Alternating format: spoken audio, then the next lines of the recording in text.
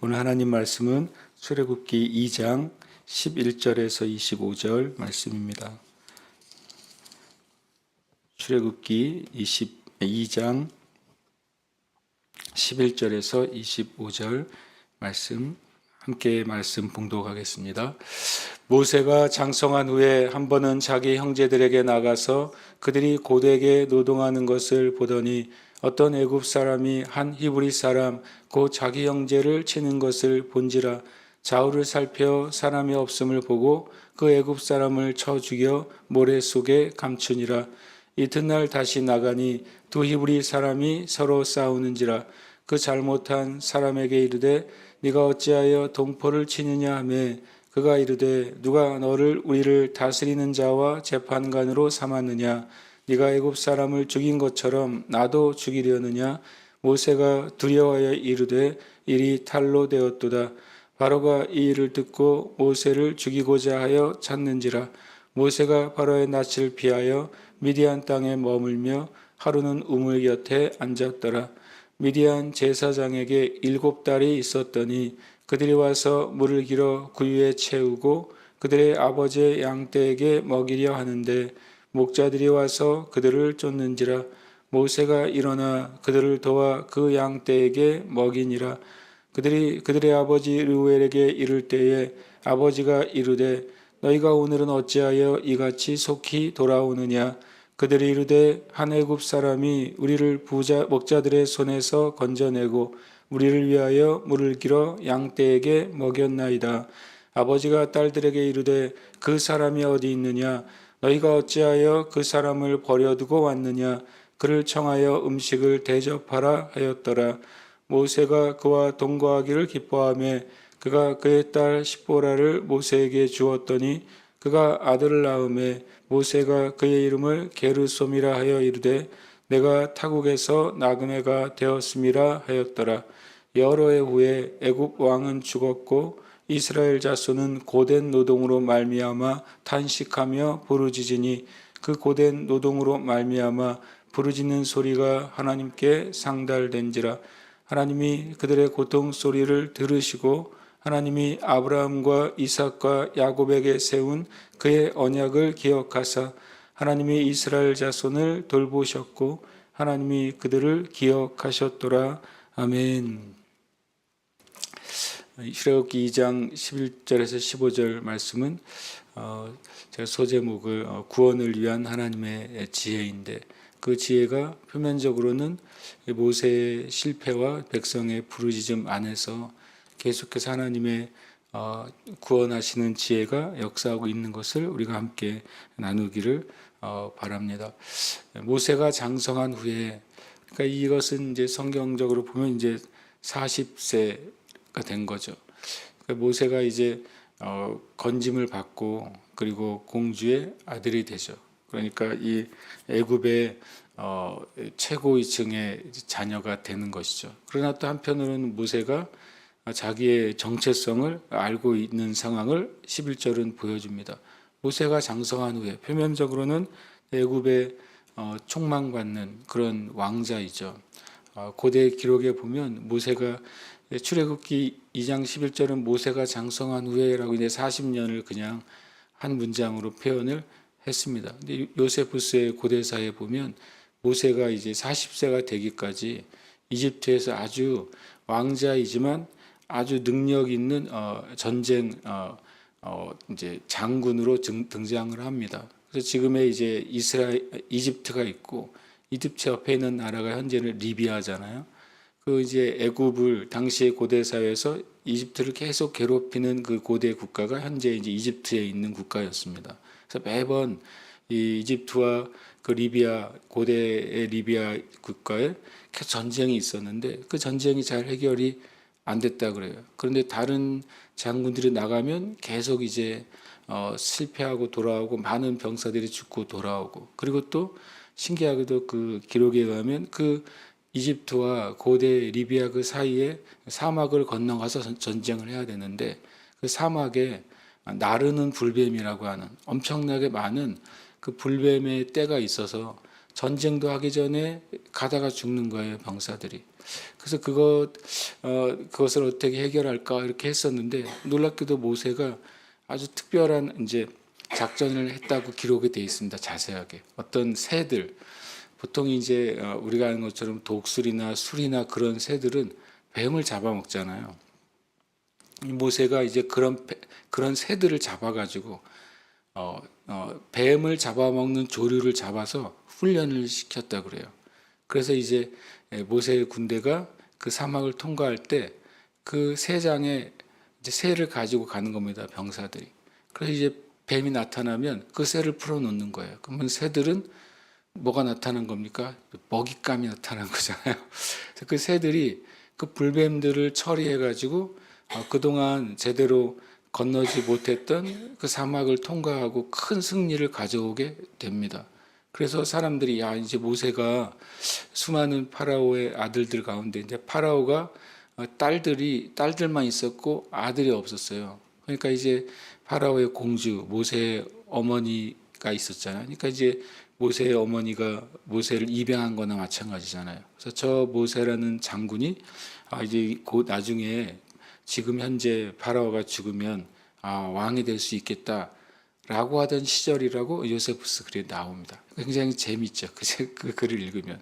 그러니까 이때는 사람들의 이목을 한눈에 봤던 사람이었어요. 근데 모세의 마음 안에는 자기의 정체성이 놀랍게도 자기가 히브리인이라는 사실의 정체성이 있었고 또 모세의 마음 안에는 고통받고 고난받는 내 형제들을 내가 구하는 자가 되어야 되겠다라고 하는 놀라운 민족에 대한 사랑하는 마음이 있었습니다. 그러나 그것이 하나님 안에서 풀어지지 않고 자기의 의와 자기의 힘을 가지고 시작을 하게 됩니다. 그 시작이 이제 11절이죠. 자기 형제들에게 나가서 그러니까 모세는 이 히브리인들 또 이스라엘 사람들을 자기의 형제로 여겼다는 거예요. 그들이 고되게 노동하는 것을 보더니 굉장히 안타까운 마음으로 또 어떻게 이들을 구원할까 하는 생각으로 자주 갔다는 사실을 우리가 볼 수 있습니다. 어떤 애굽 사람이 한 히브리 사람 그 자기 형제를 치는 것을 본지라. 그러니까 이제 출애굽기 1장과 2장의 배경으로 보면 이제 노동을 하고 있었고 그 노동의 관리자들이 애굽 사람이었으니까 이렇게 치는 것을 보고서 좌우를 살펴 사람이 없음을 보고 그 애굽 사람을 쳐 죽여서 모래 속에 감춥니다. 이것은 이제 모세의 인간적인 의로운 행위이죠. 또 모세가 또 이스라엘 백성을 사랑하는 모세 자신의 방식이죠. 그래서 어떻게 보면 이 일을 하면서 그래도 내가 내 형제를 죽음의 유기에서 건져냈구나라고 생각했을지 모르겠습니다. 그러나 그 다음날 했던 이제는 두 히브리 사람이 서로 싸우고 그 잘못한 사람에게라고 말했어요. 그러니까 모세가 그냥 가만히 순간 두 사람이 싸우는 걸 보는 게 아니라 싸움이 시작될 때부터 상황을 알고 있었다는 거죠. 그 잘못한 사람이 누군지를 알고 있었어요. 그러면서 잘못한 사람이 오히려 다른 동포를 때리고 있는 것을 보고 왜 네가 잘못했으면서 이 사람을 치느냐. 실은 재판관 노릇을 한 것이죠. 그랬더니 그가 말합니다. 누가 우리를 다스리는 자와 재판관으로 삼았느냐. 도대체 네가 무슨 자격으로 이런 일을 행하느냐라고 말하게 됩니다. 그러면서 네가 애굽 사람을 죽인 것처럼 나도 죽이려느냐. 이미 이스라엘 사회 안에 모든 히브리인들 안에 놀랍게도 이 애굽 왕자가 애굽인을 쳐 죽였다라고 하는 소문이 합시간에 퍼져 있었다는 거죠. 그것도 하루 만에요. 그러면서 모세가 두려워하여 이르되 일이 탈로 되었도다. 왜냐하면 이것은 이 당시의 왕자라는 그 권위는 이런 한 사람의 일반 사람의 생명을 좌지우지하는 것은 뭐 고대 사회에 큰 일이 아니잖아요. 어떤 면에서는요. 그리고 당시 이제 이 모세의 지위는 굉장히 높은 계급에 있었기 때문에 이런 것 자체가 모세가 큰 형벌을 당한 일이 아닐 수도 있습니다. 그런데 탈로 되었도다 이런 표현을 씁니다. 그래서 아마 이 일이 더 크게 인식이 되면 모세가 반란을 일으키거나 왕을 대적하는 것으로 여기는 사건이 될 수 있게 된 것이죠. 그러고 나서 15절에 아니나 다를까 바로가 이 일을 듣고 모세를 죽이고자 하여 찾습니다. 이것은 출애굽기 1장에 나온 것처럼 이 바로 파라오들은 이 히브리인들을 대하는 관점이 이들이 반란을 일으킬 것을 늘 두려워했죠. 이들이 전쟁이 일어날 때 전쟁의 상대편에 서게 될 것을 두려워했는데 모세가 바로 그 일을 할 만한 존재였던 것이죠. 요세푸스의 글처럼 유명한 장수가 되었고 능력 있는 사람이 됐기 때문에 모세가 이 히브리인들을 규합하면 이 이집트에 굉장히 큰 위협이 될 수 있는 인물이 되어버린 것입니다. 그래서 모세를 죽이고자 하여 찾습니다. 모세가 바로의 낯을 피하여 미디안 땅에 머물며 하루는 우물 곁에 앉았더라. 이것도 굉장히 한 줄로 돼 있죠. 모세가 바로의 낯을 피할 때 자기를 길러준 그 파라오의 공주하고도 어떻게 보면 이제 생이별을 해야 됐을 것이고, 그리고 자기를 낳아준 실제 어머니하고도 또 이별을 해야 됐을 것입니다. 40세에 언제 이렇게 다시 만날지 모르는 이별을 하게 되죠. 뭐 고상하게 얘기하면 망명이고, 그리고 있는 그대로 얘기하면 살인을 저지르고 도망가는 도망자 신세가 되어버립니다. 그리고 미디안 땅에 머물며, 실은 미디안 땅에서 살았다 이렇게 돼 있어요. 그리고 하루는 우물 곁에 앉았더라. 이것이 이제 하루 만에 일어난 사건이 아니라 15절도 꽤 많은 시간들이 지났을 거라는 것으로 예상이 됩니다. 이제 모세가 홀로 그동안에는 왕궁에서, 그동안에서는 화려하게, 또 그동안은 모든 것에 부족함이 없이 시중을 받으며 실은 40년을 살아왔는데, 이제는 미디안에서 하루하루 실은 생존을 위해서 살아야 될 거 아닙니까? 그 광야 가운데 스스로 모든 일을 다 책임을 지면서 그 생존을 위해서 하루하루 살아가고 있었고, 더 나아가서 미래가 없어진 것이죠. 미래가 없이 살아가고 있었고, 그리고 자기가 하고자 했던 그런 비전이나 그런 소망도 실은 기대할 수가 없는 삶. 실은 모세의 인생 가운데 의외로 이 15절이 가장 어둡고 추운 시절이 아니었을까. 무엇을 위해 살아야 되는지, 어떻게 살아야 되는지 미래가 보이지 않는 시절이 아마 15절의 삶이었을 것입니다. 그때 첫 번째 하나님의 이제 만나심, 찾아오심이 있습니다. 여기서는 하나님이 직접 만나시진 않으시지만 하나님이 한 가족을 만나게 하시는 것이죠. 미디안 제사장에게 7딸이 있었더니, 이 말은 이제 반면으로 미디안 제사장에게 아들이 없었다는 것을 또한 말하고 있는 것이죠. 딸이 7이 있었는데 아들이 없으니까 당시 고대 사회에서는 굉장히 좀 안타깝고 아쉬운 상황이 되어 있었을 것입니다.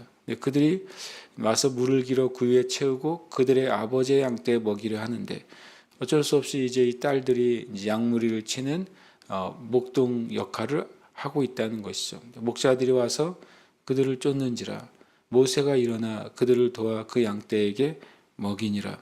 여기서도 그 요세푸스의 글에 보면 마치 이제 우리가 어떤 영화에 보면 아주 멋있는 흑기사가 등장해가지고 악한들을 쳐부수고 도와주잖아요. 마치 그렇게 묘사가 되어 있습니다. 실은 많은 이제 목자들이잖아요. 그들이 이 7달을 위협하고 또 자신들의 양떼를 먼저 물을 채우는, 그렇게 불법적이고, 그리고 7달을 그렇게 하대할 때 모세가 그들을 도왔다고 하는 것은 일단은 이제 사건이 벌어진 이후에 그 목자들이 모세를 이길 수 없었다는 것을 알 수 있고, 또 모세가 그들을 제압하고 그리고 그 7달을 도와서 양떼를 먹였다는 사실을 알 수 있습니다.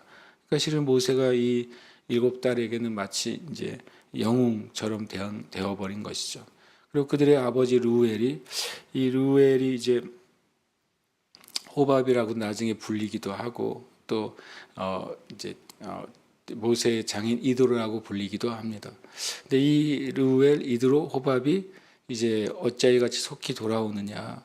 그들이 이르되 한 애굽 사람이 우리를 목자들의 손에서 건져내고 우리를 위하여 물을 길어 양떼에게 먹였나이다라고 말합니다.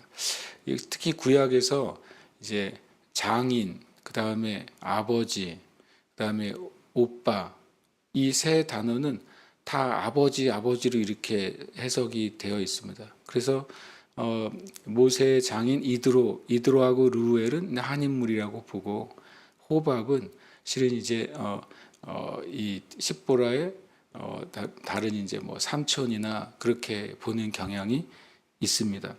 어쨌든 예상하지 못한 이제 도움의 손길이 이 르우엘의 가정에게 왔고, 또 반대로 지금 이 모세는 홀로 지내는 외로운 그 시절 가운데 한 가정을 만나게 된 것입니다. 이것이 하나님의 또한 인도하심이고 모세를 향한 긍휼의 손길이었습니다.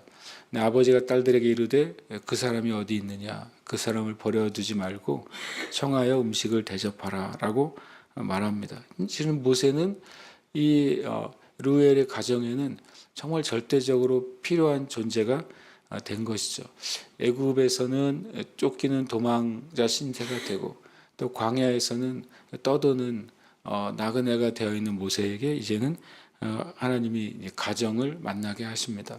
그리고 모세가 그 이드로의 가정과 함께 있기를 기뻐할 때 그가 딸 십보라를 모세에게 줍니다.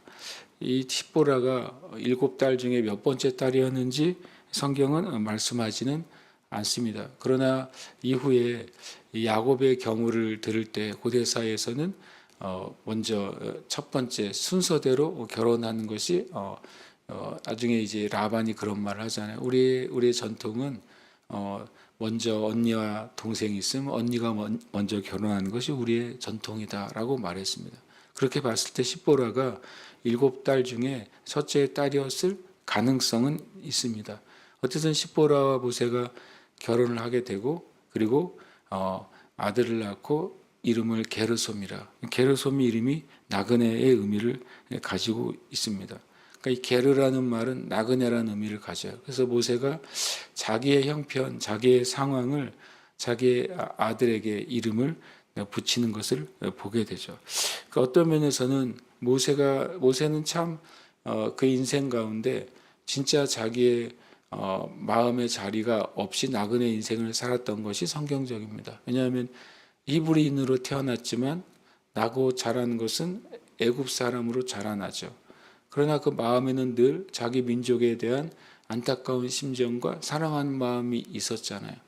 그 심정 때문에 살인자가 되고, 그 심정 때문에 이제 도망자가 됐는데, 거기서 미디안 땅에서 가족을 만났지만, 그러나 모세의 심령 안에는 계속 나그네의 마음이 있는 것이죠. 그 모세가 하나님의 부르심을 발견하고, 그리고 하나님이 가라고 하시는 그 가나안 땅을 위해서 가기 전까지는 모세는 그 심령에 끊임없이 떠도는 자였던 것이죠. 한편으로는 모든 인생도 하나님을 만나기 전에는 똑같이 영적인 나그네인 것입니다. 하나님이 우리의 고향이죠.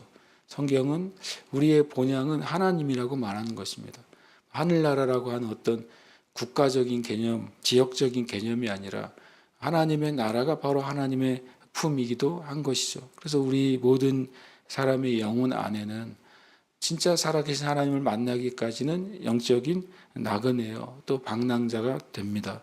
그러나 하나님을 만날 때문에 우리에게 진정한 평강과 진정한 치유가 있음을 우리는 믿는 것이죠. 그리고 여러 해 후에 애굽 왕은 죽었고, 이 여러 해가 40년 지나간 것입니다. 물론 그 40년 안에 이 모세의 인생이 속해져 있고, 그 40년 안에 여전히 고통받으면서 또 노동을 행하고 있고 노예처럼 살아가는 이스라엘 백성이 있죠.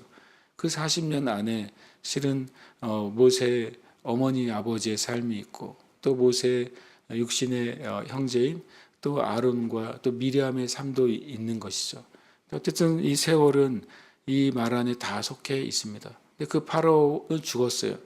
그럼 어떻게 보면 이스라엘 백성을 괴롭혔던 파라오가 죽었으면 그 노동도 끝나야 될 텐데, 놀랍게도 이스라엘 자손은 더 노동에 시달렸습니다. 고된 노동이라고 표현하고 있습니다. 결국에는 이스라엘을 괴롭히는 존재는 눈에 보이는 파라오 이전에 바로 하나님의 나라, 하나님의 계획을 멈추려고 하는 마귀의 일이었다는 사실을 우리가 보게 됩니다. 그때 탄식하며 부르짖게 되고 하나님을 찾게 됩니다. 하나님을 비로소 찾기 시작할 때 그 부르짖는 소리가 하나님께 상달이 되는 것입니다. 모세는 자기의 삶을 이제 애굽에서의 삶을 잊고 자기의 인생을 살아가지만 하나님은 하나님의 백성들의 기도를 들으시고 계시다고 성경은 말합니다. 24절과 25절은 하나님이 행하시고 있는 일을 네 단어로 표현합니다. 그들의 고통 소리를 들으시고 하나님이 그 믿음의 조상인 아브라함과 이삭과 야곱에게 세운 언약을 기억하시고 하나님이 이스라엘 자손을 돌보시고 하나님이 그들을 기억하셨더라. 한글 성경은 24절 끝에 있는 기억하사 25절 끝에 기억하셨더라 같은 단어인 것처럼 되어 있습니다. 그러나 히브리 성경은 네 개의 단어가 각각 다른 언어로 표현이 되어 있습니다. 이 첫 번째 하나님의 고통을 들으시고 이것은 샤마입니다. 하나님이 기억하고 들으셨다. 그 소리를 실제로 들으시고 계시다는 것이죠. 그 기억하다고 하는 단어는 자카르입니다. 하나님이 이들의 부르짖음 때문에 언약을 정말 그대로 기억하셨다라고 말하고 있습니다. 돌보셨다라고 하는 것은 라라는 단어입니다. 그들에 대해서 어떻게 행할지를 주님이 숙고하고 있고 주의를 기울이고 있다는 뜻입니다. 마지막으로 하나님이 그들을 기억하셨더라. 이 단어는 야다입니다. 하나님이 그들의 삶을 다 알고 있다. 그들의 고난과 그들의 인생을 다 알고 있다라고 말씀하십니다. 그러니까 이 네 단어는 지금도 하나님의 백성이 가지고 있는 마음인 것입니다. 저와 여러분을 향해서 주님은 들으시고 기억하시고 또 나에 대해서 생각하시고 알고 계시는 분이십니다. 그럴 때 하나님이 그 기도에 응답하시는 것입니다.